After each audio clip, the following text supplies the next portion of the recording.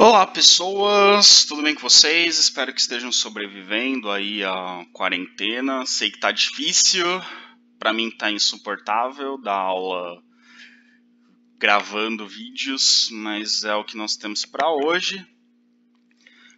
Vamos aí tentando sobreviver a mais esta semana de isolamento com aulas de sociologia.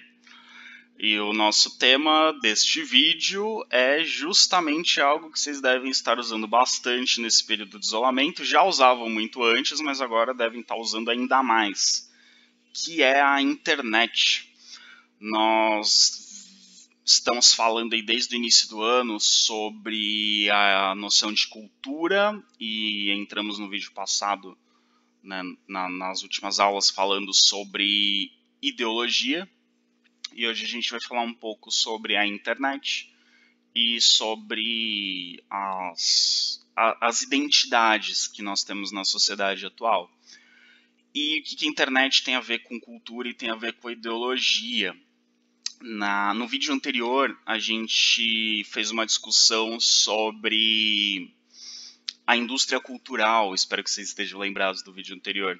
Se não estão lembrados, está gravado, é só ir lá olhar de novo. A gente viu que a indústria cultural, ela produz bens culturais, produz objetos de cultura para que a sociedade consuma, e ela produz objetos de cultura em larga escala e mais ou menos padronizados para que o maior número de pessoas tenha acesso a mais ou menos as mesmas coisas. E a indústria cultural acaba utilizando esses objetos de cultura para difundir determinadas ideias, determinadas visões de mundo, determinadas ideologias. E aí a gente, no vídeo da aula passada, a gente viu que essas ideias, essas ideologias são difundidas pela indústria cultural, muitas vezes para difundir ideias dos grupos, das classes dominantes. E a gente fez uma discussão de até que ponto, né, esses produtos culturais que a gente consome, se eles interferem na nossa visão de mundo, se a gente é simplesmente espectador, se a gente não faz uma reflexão sobre, se esses produtos culturais eles são só uma distração, se eles não geram reflexão, ou se não, a gente tem, né, objetos da indústria cultural, no cinema, na TV, no rádio, que geram reflexão, que não são apenas objetos para nos distrair e nos manter conectados ao sistema de trabalho em que estamos, mas que também já não geram reflexão. Ou se essa reflexão é pura e simplesmente a reflexão que as classes dominantes querem que nós façamos, que as classes dominantes querem que nós achemos que estamos refletindo sobre a sociedade, mas na verdade nós só estamos fazendo tudo o que eles querem, como marionetes e empregados que somos desse mundo capitalista que só nos explora. Bom, a interpretação fica a cargo de vocês.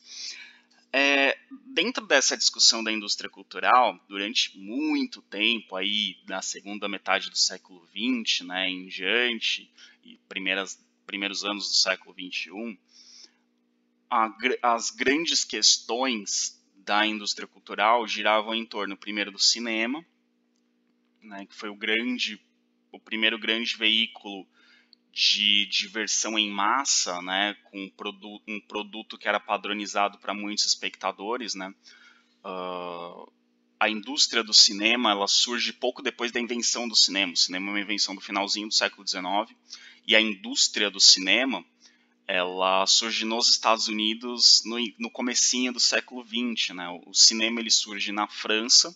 No início era uma diversão cara da elite, as salas de cinema eram pequenas para poucas pessoas e era algo muito caro.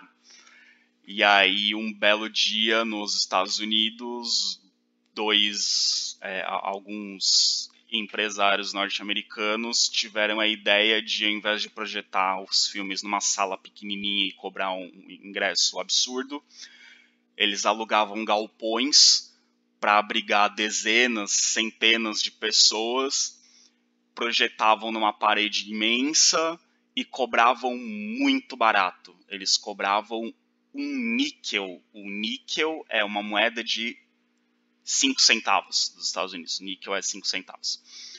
E aí eles exibiam filmes para uma grande quantidade de pessoas, e como era muito baratinho, se tornou uma forma de diversão das classes trabalhadoras. As pessoas que não tinham muito dinheiro para ir ao teatro, para fazer outras coisas, acabavam indo a essas exibições de filmes lá nos Estados Unidos. E aí esses caras começaram a ganhar muito dinheiro, porque era uma grande quantidade de pessoas que ia assistir, mesmo sendo baratinho o ingresso, né, sendo 5 centavos. A moeda, um níquel é uma moeda de 5 centavos. E essas grandes exibições de cinema eram chamadas de...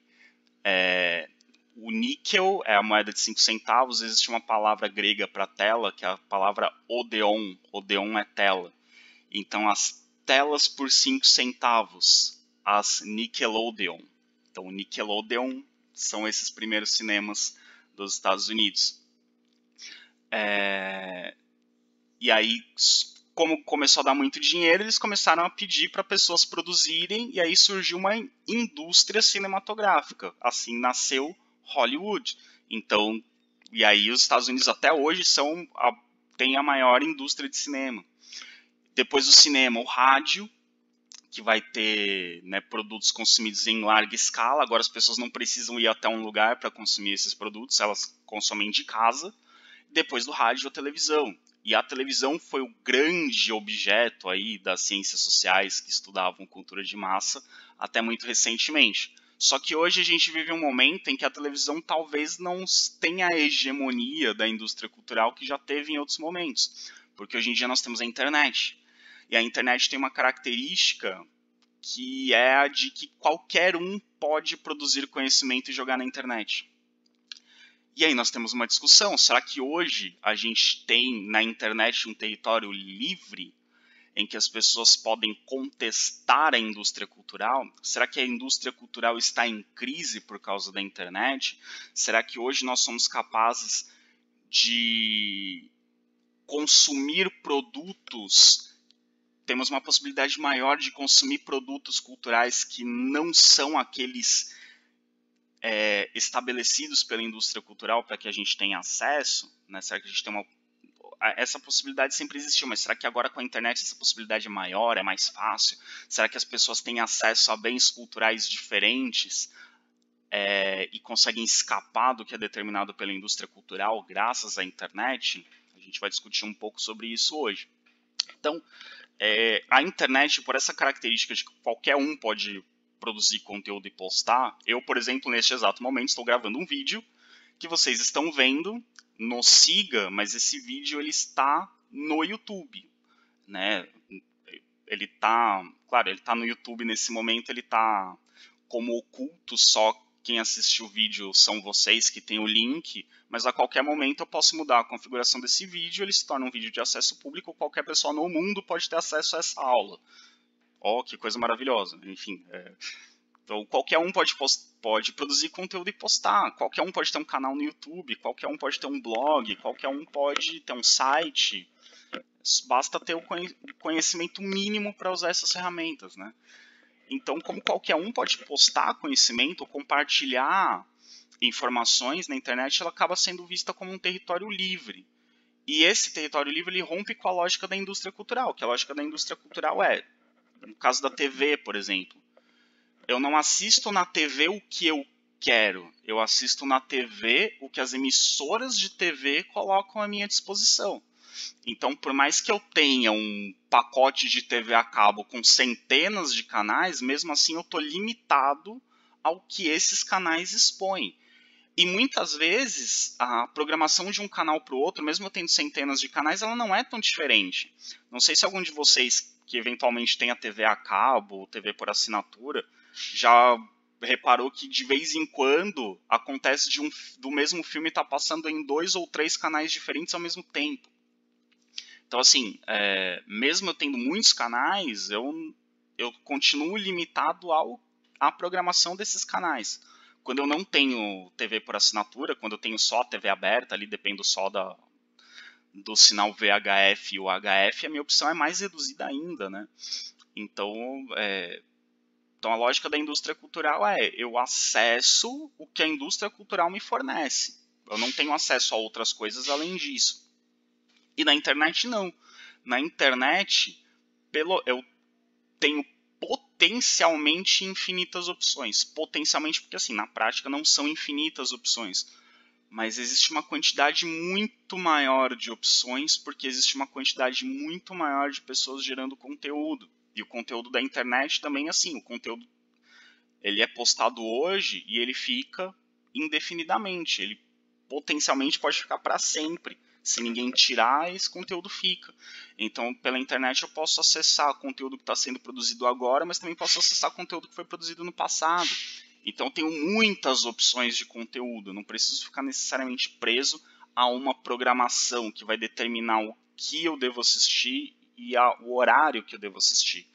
Né? Então, né, a experiência do YouTube, por exemplo, nos mostra isso. Ao ver os canais do YouTube, ao assistir aos vídeos de um canal do YouTube, por exemplo, eu não preciso assistir na ordem que eles foram postados, não preciso assistir no dia, no horário, eu posso assistir a qualquer hora, a qualquer momento. E na TV não, se eu acompanho uma novela na televisão, eu só consigo ver a novela naquele horário, aquele capítulo. Eu não consigo ver o capítulo do dia anterior na TV, e não consigo antecipar os próximos, eu só consigo ver aquele capítulo naquele horário. Então a lógica é diferente. Então a internet pelo menos nos dá a impressão de maior liberdade. E ela também, como eu disse, ela dá a possibilidade de democratização. Qualquer um pode publicar um conteúdo. Qualquer pessoa. Basta ter conexão à internet, ela pode publicar um conteúdo. Por conta disso, ou apesar disso, muitos governos têm tentado restringir as circulações de informações na internet. A gente pode pensar assim, algumas pessoas podem dizer assim, nossa, que absurdo restringir a liberdade de expressão, mas calma lá. Existem informações que precisam ser restritas. Por exemplo, os governos fazem um combate, por exemplo, à pornografia infantil, né, na internet. É um tipo de informação que não deve circular, o governo precisa fiscalizar isso. Tráfico de drogas, tráfico de armas, tráfico de pessoas, tudo isso circula na internet, os governos precisam fiscalizar. Só que existem algumas coisas que os governos tentam fiscalizar e que talvez não deveriam. Na China, por exemplo, os chineses não têm acesso a qualquer coisa na internet. Existem dados que o governo chinês bloqueia. O Google precisa adaptar a sua plataforma ao mercado chinês para que coisas que o governo chinês considera inadequadas não circulem. Só que aí vem o problema. Quem define o que é certo e o que é errado na internet? Quem define o que deve ou não circular? Pornografia infantil é uma coisa meio óbvia. Todos nós sabemos que não tem que circular. Mas informações a respeito de drogas? Alguém que defenda a legalização de drogas, essa informação tem que circular ou não? Se essa pessoa tem argumentos científicos para defender a legalização das drogas, esse conteúdo pode ser considerado inadequado? É inadequado porque drogas são proibidas. Mas e se essa pessoa tem informações científicas de que uma determinada droga pode ser usada como remédio?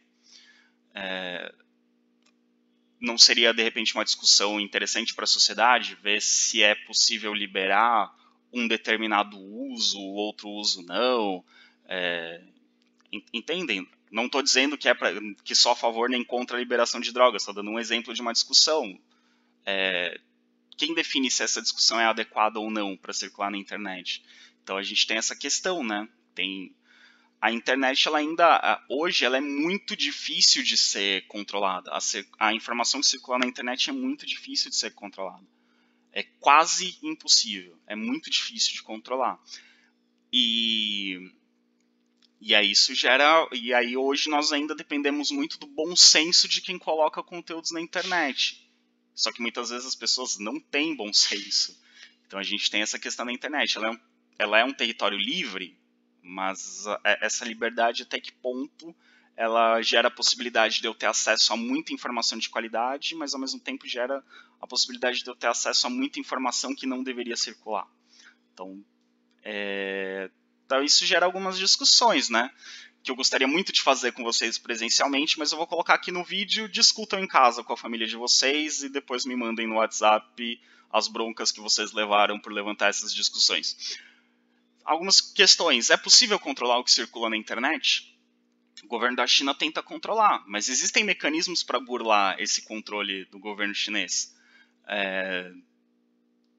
Existem várias coisas que são proibidas, que você não pode compartilhar na internet, mesmo assim as pessoas compartilham. Né? Aqui no Brasil, por exemplo, a questão da pornografia infantil, a Polícia Federal vira e mexe, faz operações e prende uma galera que compartilha pornografia infantil na internet. E mesmo isso sendo proibido, o governo não tem como impedir, tecnicamente não tem como impedir, não tem como criar um programa que bloqueie informações desse tipo, imagens com nudez infantil de circular na internet.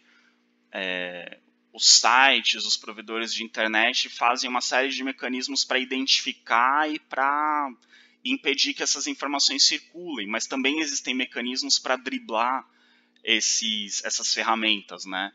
A Deep Web, a Dark Web, que não funciona com provedores de internet, que funciona interligando os computadores diretamente entre si, ela acaba burlando essas regras da internet, né? E aí vem um outro ponto, né? A internet foge da lógica da indústria cultural. Mas quando as pessoas vão à internet procurar conteúdo, será que elas não procuram justamente o que é produzido pela indústria cultural? Pensem vocês, quando vocês vão procurar um filme na internet. Eu sou um malandro, vou baixar um filme pirata para assistir. Normalmente é um filme que está no cinema, não é? Quando você vai procurar um filme para assistir na internet, é um filme que está no cinema. Quem produz o filme que está no cinema? A indústria cultural. Então, será que a gente usa a internet para fugir da indústria cultural ou muitas vezes a gente usa a internet para ver justamente o que a indústria cultural quer que a gente assista? É uma outra reflexão que vocês podem fazer. E uma terceira reflexão, afinal de contas, é ruim consumir o que a indústria cultural produz? Qual o problema de consumir o que a indústria cultural produz? A indústria cultural produziu o Coringa, o filme do Coringa. É ruim assistir o filme do Coringa? Ano passado, eu não sei se alguém que está vendo esse vídeo participou do clube de cinema que eu fiz ano passado, no IFE. Todos os filmes que a gente assistiu fizeram parte da indústria cultural. Alguns ganharam Oscar. Oscar é um reconhecimento da indústria cultural.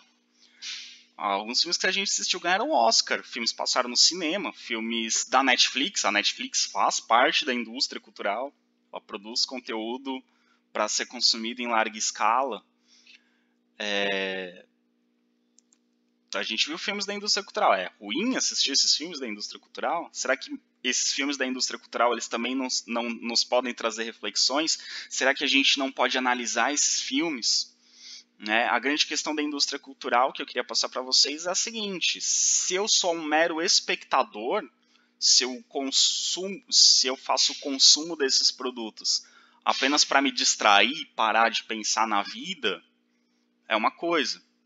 Agora, se eu tenho um olhar crítico a esses produtos, se eu sou capaz de analisar, de interpretar a mensagem que está sendo passada e emitir uma opinião, concordando, discordando, ou concordando em parte, ou discordando de algumas coisas, aí eu estou fazendo um outro uso desses objetos da indústria cultural.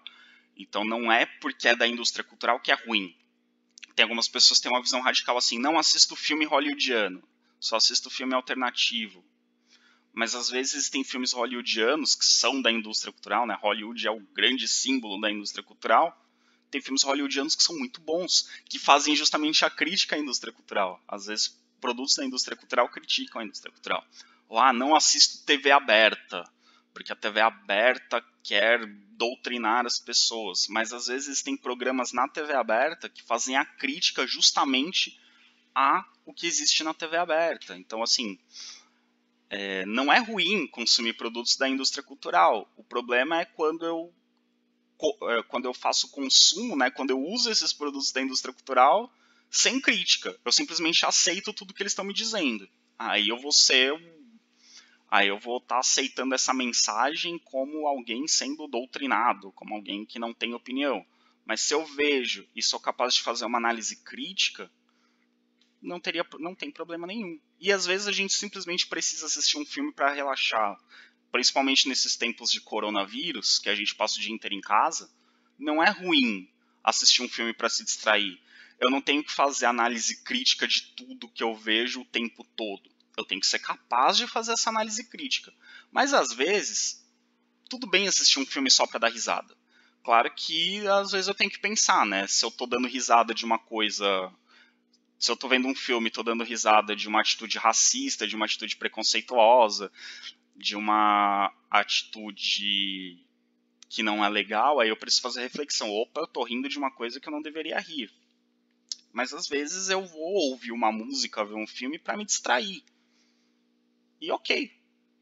Mas eu preciso tomar cuidado para que eu não faça apenas isso. Eu tenho que ser capaz de fazer uma análise crítica, de perceber a mensagem que está sendo passada e emitir uma opinião, se eu concordo ou não. Né? Então, e isso não quer dizer também que eu vou dizer assim, esse filme é bom porque tem uma mensagem boa, esse filme é ruim porque tem uma mensagem ruim. Às vezes o filme é bom, mas tem uma cena ou outra que não é legal. Ou às vezes o filme é ruim, mas tem uma mensagem ou outra interessante. Eu tenho que ser capaz de fazer essa análise, ok? É assim que eu lido com os produtos da indústria cultural, certo? Então não estou dizendo que é da indústria cultural é ruim, não é da indústria cultural é bom. Às vezes não é da indústria cultural e é muito ruim. Às vezes é da indústria cultural e é muito bom. Só que vocês têm que ter essa liberdade de escolher o que vocês querem assistir, mas também ter essa capacidade crítica de analisar o que vocês estão assistindo. Ok? Continuando nossa discussão. Passando da indústria cultural, essa discussão aí que eu quero que vocês façam em casa com os familiares de vocês, já que vocês não estão na escola, levem essa discussão para casa e encham o saco das pessoas.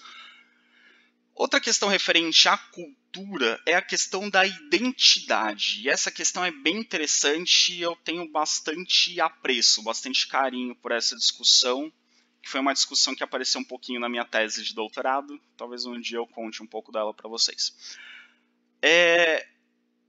A identidade diz respeito à imagem que nós temos de nós mesmos, diz respeito a identificar quem nós somos.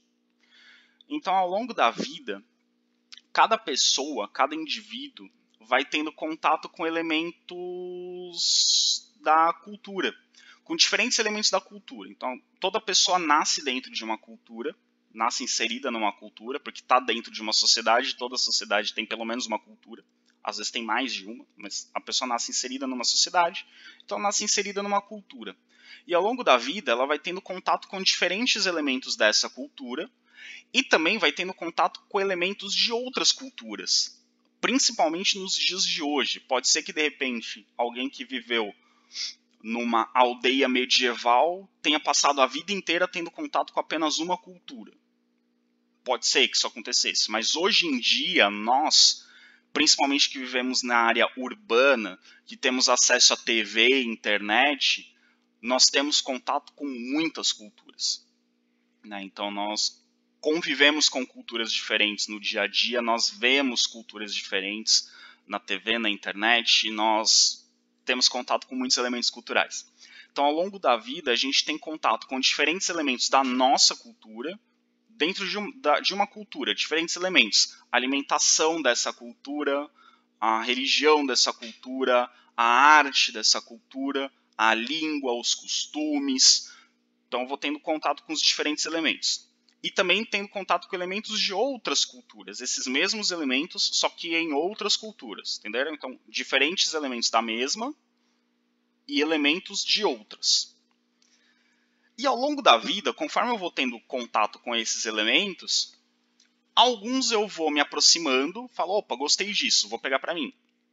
E outros eu vou falando, não gostei, não vou pegar para mim. Dentro da própria cultura. E vou tendo contato com elementos de outras culturas e dizendo, opa, isso aqui é da outra cultura, mas eu gostei, vou pegar para mim. Isso aqui da outra cultura eu não achei legal não, então vou deixar para lá. Essas escolhas que a gente vai fazendo ao longo da vida, esses elementos que a gente vai se identificando ou não se identificando, é o que vão formando a nossa identidade individual. Então existe uma cultura na sociedade, ou diversas culturas na sociedade, só que dentro dessas culturas existem indivíduos que se identificam mais ou menos com os elementos dessa cultura e que eventualmente se identificam com elementos de outras culturas. E aí vai se formando uma identidade individual. Então a gente tem uma identidade social, que é uma identidade que se forma na relação dos indivíduos, né, do conjunto dos indivíduos, na sociedade e com os elementos da cultura, mas existe também uma identidade individual, que eu vou formando. Então, que eu estava dizendo, né, conforme o indivíduo vai tendo contato com esses diferentes elementos, ele vai se identificando com alguns e rejeitando outros. Sei lá, por exemplo, vamos pensar aqui em alguém que nasceu em Uruguaiana.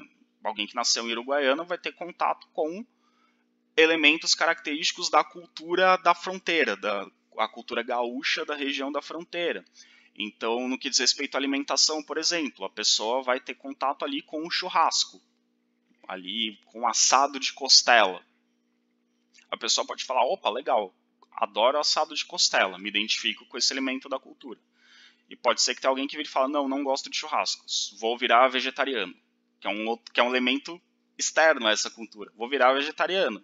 E aí forma a sua identidade, sou gaúcho, porém vegetariano, não gosto de churrasco. Vai ter contato com o chimarrão, prova o chimarrão e fala, nossa, que coisa boa, me identifico com esse elemento da cultura. Ou pode provar o chimarrão e falar, não gosto de chimarrão, rejeito esse elemento da cultura. Reconheço o chimarrão como elemento da cultura gaúcha, mas eu, como gaúcho, não gosto de chimarrão. Eu mesmo, sendo gaúcho, não gosto de chimarrão. Então são os elementos da cultura. Tem o jeito de falar, o jeito de se vestir, elementos religiosos, tudo isso a pessoa vai se identificando com alguns e não se identificando com outros. Então a nossa identidade surge a partir dessa relação. A identidade que eu construo para mim em relação à sociedade, ela vem disso. Eu me identifico com alguns elementos da cultura, não me identifico com outros. Dessa relação com os elementos culturais surge a minha identidade. Ok? Então, quando eu falo aqui de identidade social, eu estou falando daí eu, indivíduo, me posicionando em relação à sociedade. Como eu me identifico perante a sociedade. Vai haver sociedades que vão agregar pessoas com identidades muito diferentes, mas há também sociedades que tendem a excluir as pessoas que são muito diferentes. Eu não acho que aqui em Uruguaiana, por exemplo, uma pessoa que não toma chimarrão seja discriminada. Tipo, a pessoa vai entrar num banco e fala, você toma chimarrão? Não tomo chimarrão, então não pode entrar no banco. Acho que não existe isso. Mas houve momentos, houve épocas, houve lugares, e ainda existem, em que pessoas que não se identificam com determinados elementos da cultura são discriminadas na sociedade. Existem pessoas que, pelo modo de se vestir, se o modo de se vestir não condiz com as regras daquela sociedade, essa pessoa é excluída, ela não pode frequentar determinados lugares, não pode entrar num transporte público, não pode entrar em prédios públicos. Então isso pode acontecer, ok? Mas assim, a minha identidade individual junto à sociedade, perante a sociedade, eu construo me identificando ou não com determinados elementos. Pois bem, o que seria então essa identidade social? A identidade social é o reconhecimento consciente por parte dos indivíduos da identificação com valores, práticas e saberes com os quais estabelecem contato. Então, a partir do momento que eu me identifico com uma série de elementos da cultura, ou com uma série de elementos da cultura daquela sociedade, eu me identifico como parte daquela sociedade. Então, a gente pode pensar, por exemplo, de novo, o exemplo do uruguaianense. Tomar chimarrão é um elemento da cultura, mas ele não é um elemento primordial. Eu posso me identificar como uruguaianense e a sociedade uruguaianense me reconhece como uruguaianense, mesmo que eu não tome chimarrão. Mas se eu começo a tirar muitos, eu não tomo chimarrão, eu não uso pilcha, eu não como carne, eu não tenho uma religião que é comum na região, eu não falo português, eu tenho uma aparência, tenho um jeito de me vestir estranho, conforme eu vou tendo muitos elementos diferentes, pode ser que a sociedade me fale, opa, essa pessoa não é daqui, essa pessoa é estrangeira. Mesmo que tenha nascido aqui, se ela não tem nenhum elemento que a identifica como uruguaianense, essa pessoa de repente não é reconhecida como alguém daqui. E às vezes alguém que é de fora, que nasceu em outro lugar, mas se identifica com os costumes, com os elementos sociais daqui, e às vezes é aceita como se fosse uruguaianense, né? Então, a identidade social tem isso. Conforme eu vou me identificando com os valores, com os costumes daquela sociedade, daquela cultura, eu me identifico como parte dela. Eu falo, não, eu sou parte dessa cultura. Então, isso é a identidade social. A identidade social tem a ver com o sentimento de pertencer a uma coletividade específica. Então, a minha identidade social diz que eu pertenço a esse grupo. E se eu pertenço a esse grupo, automaticamente eu sou diferente dos outros. Eu pertenço a esse grupo e não àquele. Então, quando eu me coloco como parte desse grupo e não daquele outro, as minhas ações, meus pensamentos, as minhas escolhas se baseiam em pertencer a esse grupo. Então, se eu pertenço a um determinado grupo, eu posso fazer certas coisas e não posso fazer outras. Por exemplo, vamos pensar num grupo religioso. Se eu sou católico, eu não posso comer carne na quarta-feira de cinzas, nem na sexta-feira santa, porque eu pertenço a esse grupo católico. Se eu sou evangélico, eu não tenho essa proibição. Se eu sou evangélico, tem uma série de condutas que eu tenho que seguir, tem uma série de regras que tem que seguir, tem uma série de mandamentos que eu tenho que obedecer. Que se de repente eu sou espírita, essas regras não valem para mim. Então, a partir do momento que eu me identifico com um determinado grupo, existem certas regras, existem certos pensamentos, certas ações, certas escolhas que vão determinar, que vão ser adequadas ou não. Porque para eu fazer parte desse grupo, eu tenho que seguir essas normas. Então, certas escolhas eu posso fazer ou não, ok? E essa identidade social, ela é sempre uma identidade coletiva, ou seja, existem outras pessoas que compartilham essa mesma identidade, ela não é individual. Dentro do grupo vou ter a minha identidade individual, mas a identidade social é uma identidade coletiva. Eu me identifico com o grupo e existem outras pessoas que também se identificam com esse grupo e que me reconhecem e que eu reconheço como parte desse grupo. Por exemplo, um time de futebol. Eu torço para um time de futebol. Então, existem outras pessoas que também torcem para esse time de futebol. Eu reconheço essas pessoas como torcedoras desse time e essas pessoas me reconhecem como torcedor desse time. Então, é uma identidade coletiva. Mas, ao mesmo tempo, é uma identidade contextual. Se eu torço para um time, automaticamente eu não torço para outro. Então, se eu torço para esse time, eu reconheço as pessoas que torcem para esse time. E as pessoas que torcem para outro time, eu reconheço que elas são diferentes de mim. Elas são outro grupo. Exemplo clássico, né? Grenal. Se eu torço para o Grêmio, eu reconheço a comunidade de torcedores do Grêmio e reconheço que a comunidade de torcedores do Inter é outra comunidade. São outras pessoas. E os torcedores do Inter é a mesma coisa, eles se reconhecem como grupo e veem os gremistas como outro grupo. É outra coisa, são outras pessoas, é alguma coisa diferente, ok? Grupos diferentes. Então a identidade social é coletiva, porque ela é compartilhada com outras pessoas, mas ao mesmo tempo ela é contextualizada. Eu reconheço que existem pessoas que têm a minha identidade e pessoas que não têm, que não fazem parte desse grupo, ok? Hoje, principalmente, nós temos... A mesma pessoa pode compartilhar muitas identidades.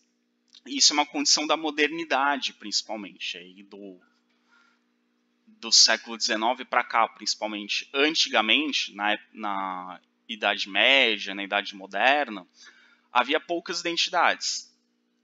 Na Idade Média, por exemplo, a identidade da pessoa era: sou cristão e súdito do rei tal. Essa era a identidade. Às vezes era só sou cristão. Ou, né, enfim, geralmente a identidade era a religião e o rei a quem essa pessoa obedecia. Hoje, nós temos múltiplas identidades. A mesma pessoa tem uma identidade religiosa, então ela frequenta o grupo de jovens da igreja tal, é uma identidade.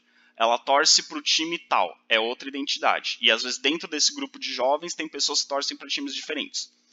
E entre os torcedores do time dela tem pessoas que frequentam religiões diferentes.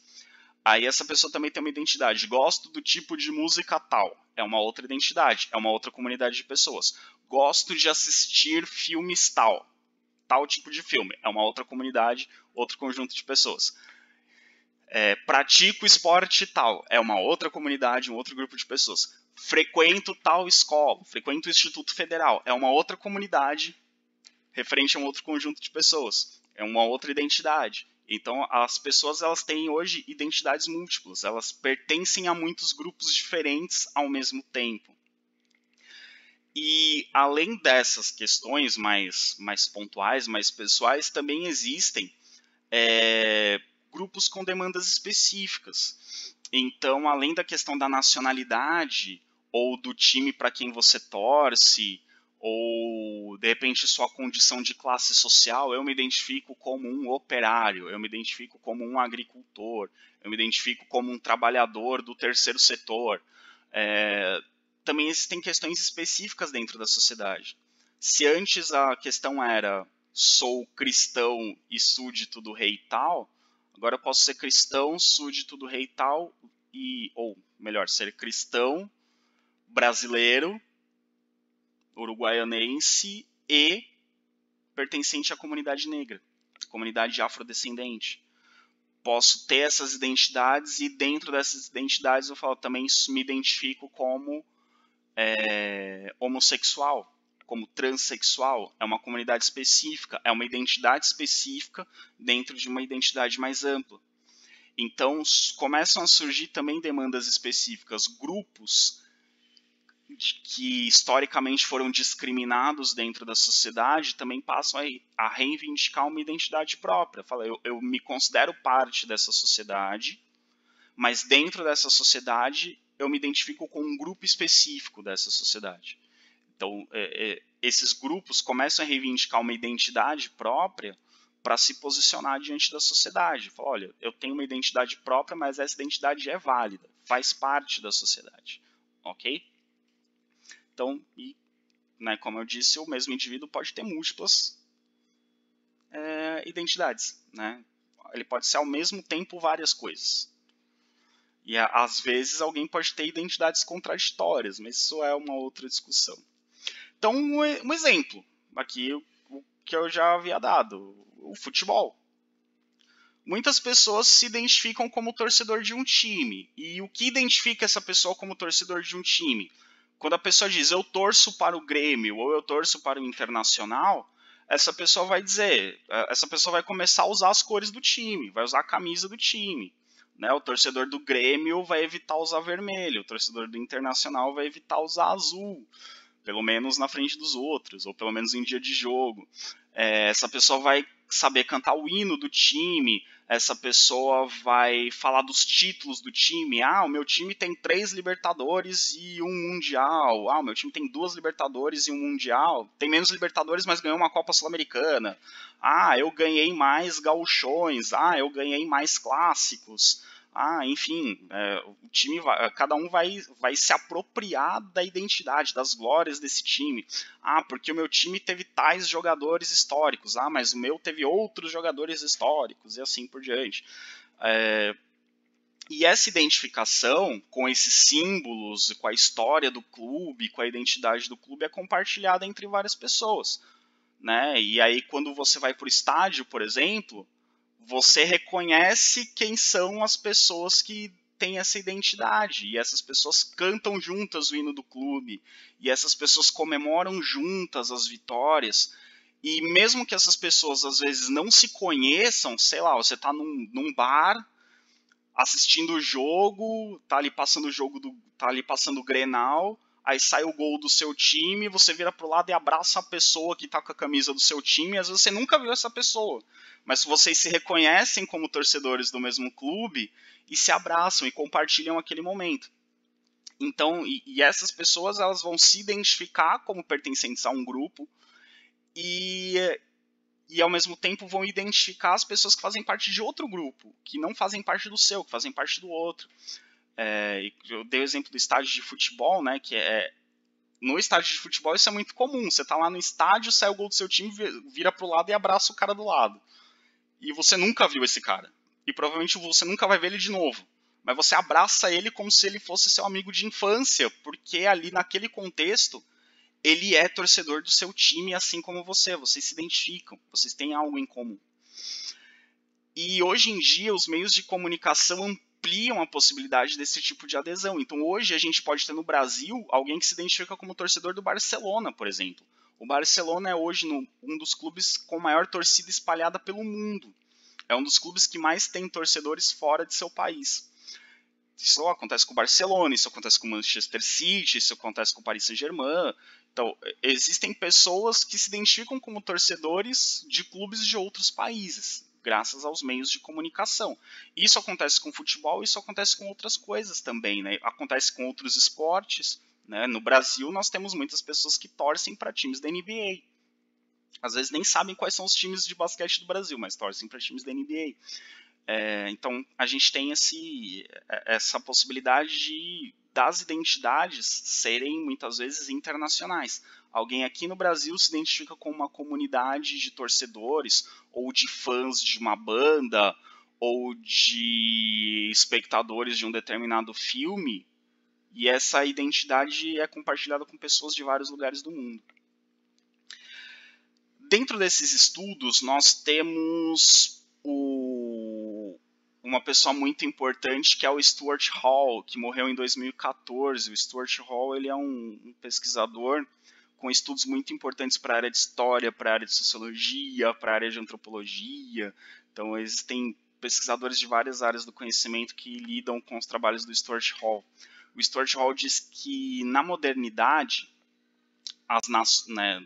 ali na época moderna, né, na Idade Moderna, as nações eram a base da construção da identidade, porque elas eram consideradas sólidas e consolidadas.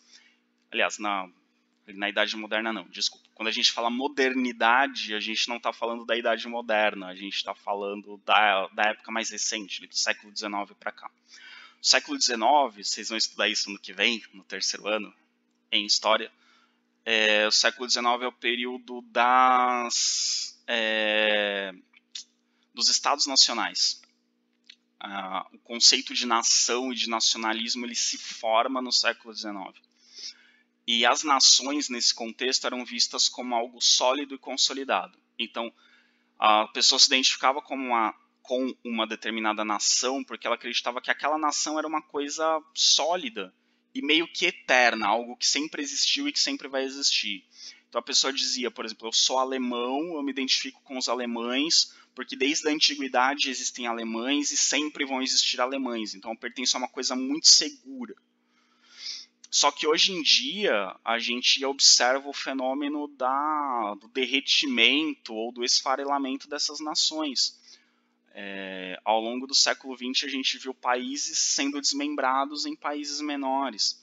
Dentro de um mesmo país existiam grupos que se identificavam como nações diferentes e se separaram, formaram países diferentes. Ou grupos diferentes que se juntaram e formaram o mesmo país e de repente viraram uma nação só, ou nações diferentes dentro do mesmo país. Então ficou uma coisa meio confusa, né? Depois vocês podem pesquisar, por exemplo, um exemplo recente do final da década de 90. Isso aconteceu, eu era criança, eu vi isso acontecendo. A Iugoslávia, existia um país na Europa chamado Iugoslávia.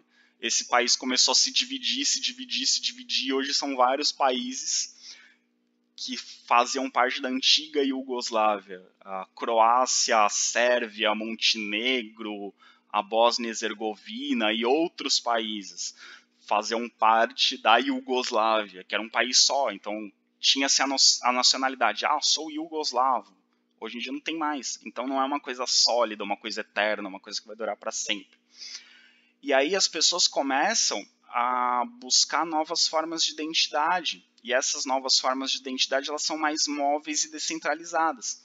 Então o Stuart Hall cria o conceito de identidades fragmentadas. Então eu tenho uma identidade que ela tem vários elementos. Então, por exemplo, eu posso ser brasileiro, então isso é uma identidade, mas eu sou brasileiro e negro. Isso é uma outra identidade, diferente de ser brasileiro e branco. Sou brasileiro negro e católico. É diferente de ser brasileiro negro e evangélico. Eu sou brasileiro negro, católico e torcedor do... Vou sair do Rio Grande do Sul. Sou torcedor do Atlético Paranaense. Isso é uma outra identidade. Eu sou brasileiro negro, católico, torcedor do Atlético Paranaense e gosto de rock. Isso é uma outra identidade. Então, as identidades são muito fragmentadas. Elas não são algo muito sólido, muito específico. Elas começam a se tornar cada vez mais particulares. E também existe uma identidade no que diz respeito à ação. As identidades também, elas se tornam um instrumento de luta política. Eu me identificar com um determinado grupo acaba sendo também um posicionamento político. Então, quando eu me identifico, por exemplo, com um movimento social, no caso do movimento do Sem Terra, às vezes eu nem sou um trabalhador sem terra, mas eu me identifico com a causa. Eu passo a usar os símbolos desse grupo. Eu passo a defender as ideias desse grupo. Isso é um posicionamento político. Isso quer dizer que eu estou defendendo aquelas ideias, que eu estou defendendo aquelas causas. Mesmo que eu não seja de fato um trabalhador sem terra. Mas ao me identificar com esse grupo, eu estou apoiando a causa desse grupo. Ou quando eu me identifico como um quilombola. Como eu me identifico como negro. Quando eu me identifico como um indígena. Eu estou me posicionando politicamente. Eu estou apoiando as causas desse grupo e eu estou lutando para que esse grupo tenha direitos.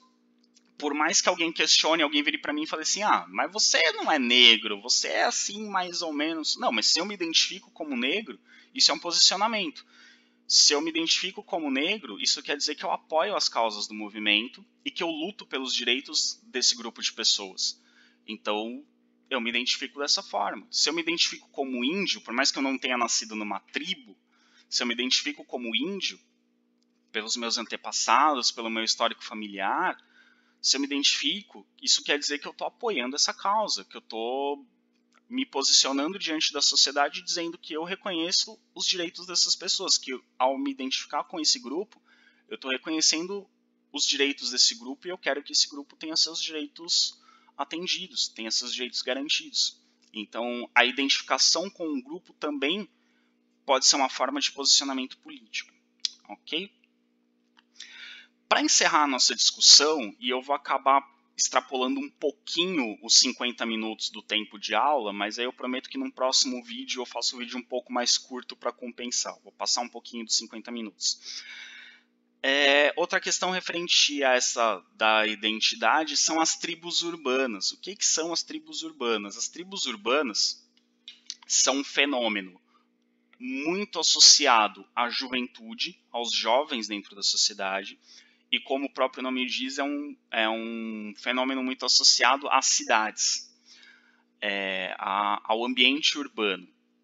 O que são as tribos urbanas? São grupos urbanos que vivem no ambiente urbano, que adotam valores culturais e estilos de vida semelhantes dentro da cidade.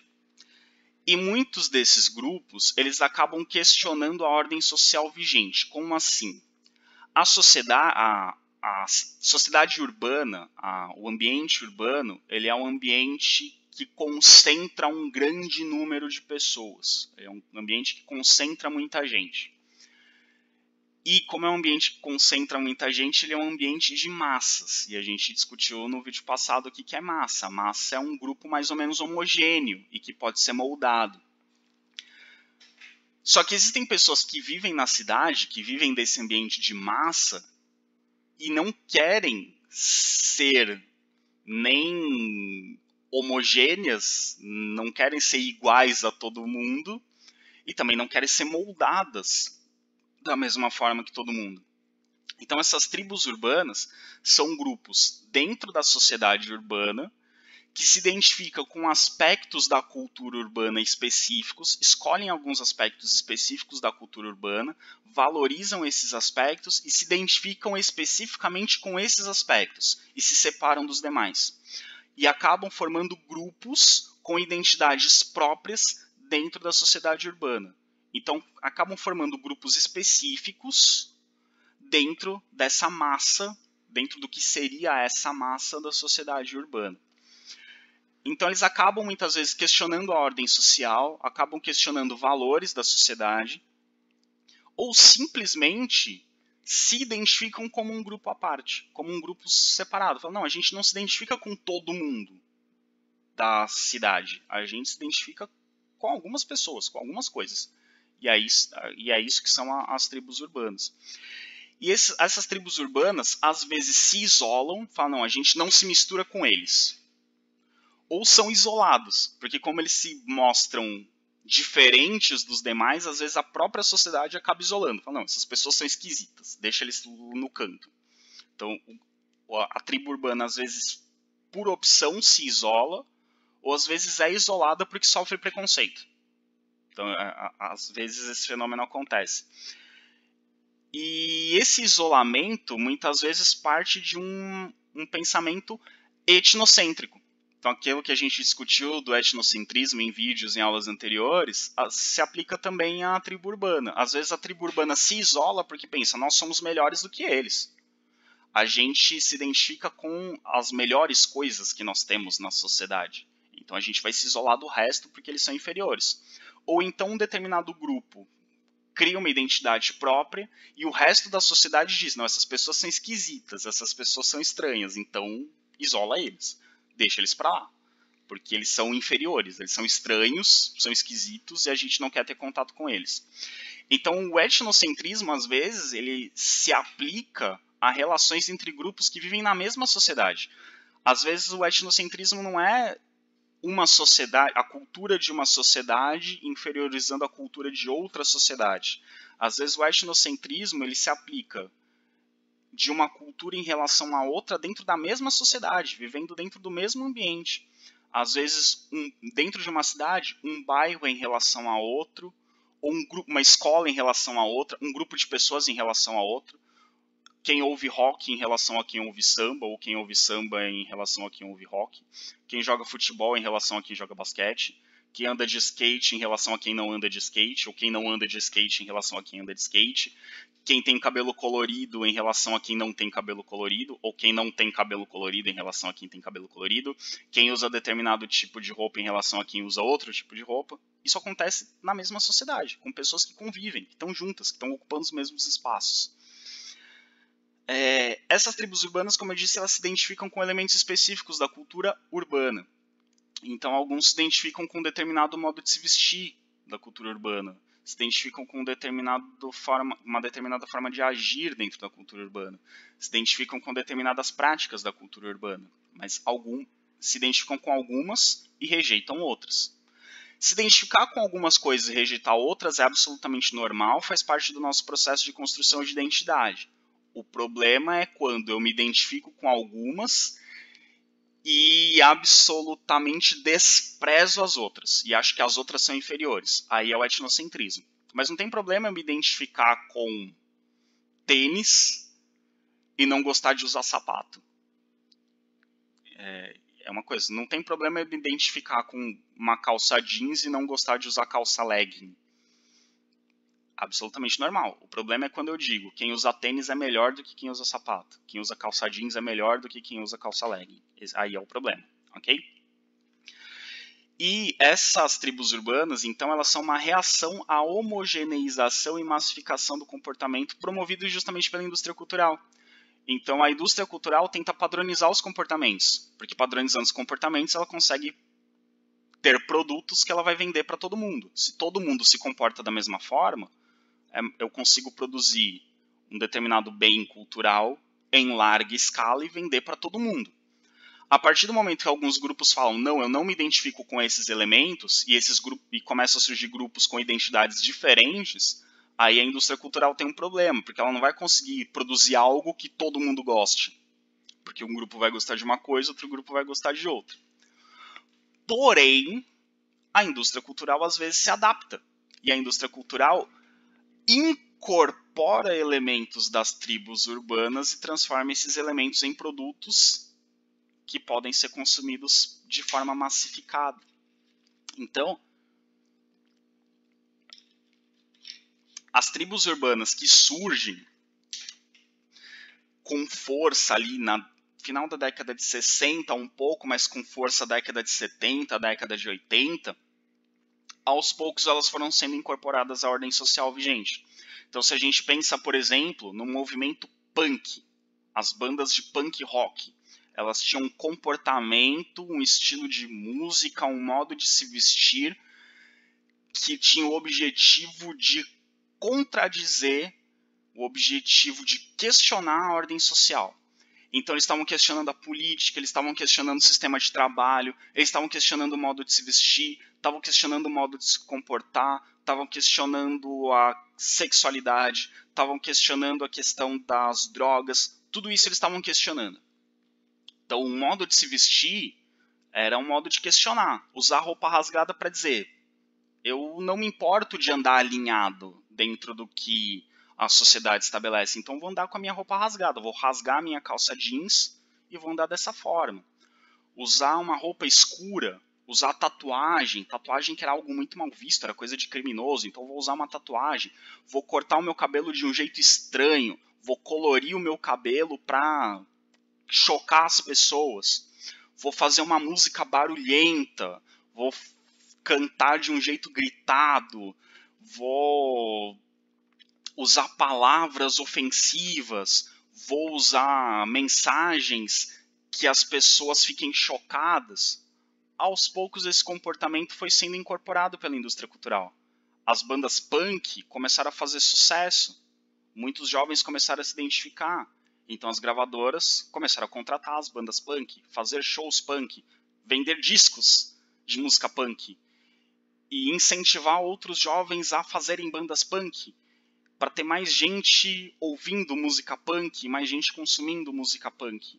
E aí o punk rock foi sendo absorvido pela indústria cultural. Continuou tendo seu tom contestador, mas a indústria cultural se adaptou, pegou elementos do punk e adaptou. A indústria da moda pegou elementos do punk e adaptou. Muitos punks usavam jaquetas com estampa militar para questionar, por exemplo, na década de 70, a guerra no Vietnã, que era algo que muitos grupos protestaram contra, né? Os Estados Unidos estavam em guerra contra o Vietnã, foi uma guerra muito ruim para os Estados Unidos, não para o Vietnã, claro, mas muito ruim para a imagem dos Estados Unidos, que os Estados Unidos, além de tudo, perderam essa guerra, mesmo sendo um país muito maior, muito mais rico. E muitos soldados morreram e a sociedade questionava por que essas pessoas estão morrendo no Vietnã, não faz sentido. E muitos punks usavam jaqueta militar para fazer referência à guerra do Vietnã e protestar contra a guerra do Vietnã. Mas a indústria da moda pegou essas jaquetas punk de estampa militar e começou a vender como um objeto legal, como objeto da moda. E muita gente começou a usar essas jaquetas sem saber o significado. Ou as próprias calças rasgadas. Surgem na cultura punk. A imagem que eu estou mostrando ali, os Ramones, uma banda punk norte-americana, eles usavam roupa rasgada, que era uma forma de se mostrar como alguém desleixado, alguém que não se importa com a aparência. E hoje em dia nós temos nas lojas de departamento, nas lojas de roupas da moda, calças rasgadas. E as pessoas usam calças rasgadas não para contestar os valores da sociedade, mas justamente para estar na moda, justamente para se identificar com a cultura vigente. Então, as tribos urbanas têm esse movimento. Elas são um movimento de contestação, mas às vezes elas acabam incorporando elementos da indústria cultural. Elas questionam a indústria cultural, mas também são influenciadas pela indústria cultural. Então tem esse movimento, né? Ela questiona a massificação, mas também incorpora a massificação. Ela questiona a ordem social, mas também se insere na ordem social. Então, as identidades dos jovens hoje em dia, as identidades juvenis, elas têm uma relação que a gente chama de dialética. É um diálogo, ou às vezes um conflito entre aceitar a ordem e negar a ordem. Ok? Bom, como eu disse, eu passei um pouco do tempo do vídeo. Outros vídeos de sociologia, se acontecerem, vão ter menos tempo, é que eu precisei dar uma estendida aqui nesse assunto, para não quebrar o assunto em 2 aulas diferentes, ter uma estendida. Outros vídeos vão ser menores, acho que vídeos anteriores foram menores também, mas se não foram, o próximo vídeo provavelmente vai ser um pouco menor, vai ter no máximo 35, 40 minutos, vou me policiar para que isso aconteça. E é isso, gente. Não esqueçam de fazer o questionário de Sociologia, de ler o texto de Sociologia. Qualquer dúvida sobre a matéria, mandem e-mail, mandem mensagem no WhatsApp, ok? Até mais!